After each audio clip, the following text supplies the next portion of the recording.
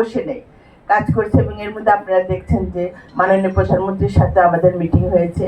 আমরা এখন যে প্রায়োরিটি বেসিসে থার্ড টার্মিনালকে নিয়ে কি করা যায়, এটা একটা আমাদের কাজ। তারপর সামনে আমাদের হজ আসছে, হজ যাত্রীদের যাতে কোনো অসুবিধা না হয়, এটা একটা সেকেন্ড কাজ। এটা আরেকটা আমরা চাচ্ছি প্রবাসী যারা আছে তারা যেন কমফোর্ট জোনে থাকে, তারা যেন এয়ারপোর্টে নেমে যেন মনে করে যে না একটা পরিবর্তন এসেছে।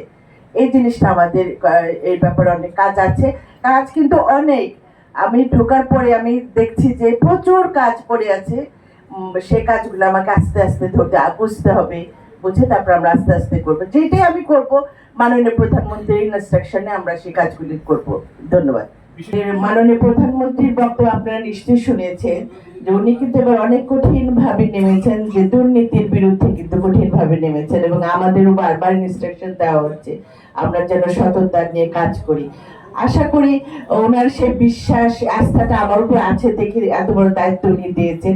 আমি সেজন্য তার প্রতি চিরকৃতজ্ঞতা প্রকাশ করি। আমি চেষ্টা করব আমার সততা আদর্শ নিয়ে এটাকে যেন একটা পরিবর্তন আনা যায়, আগের যে দুর্নামগুলো আছে সেখান থেকে যেন আমরা বের হয়ে আসতে পারি। এবং এটাই আমাদের বর্তমান সরকারের কিন্তু এই ধ্যান ধারণা নিয়ে কিন্তু কাজ করছে।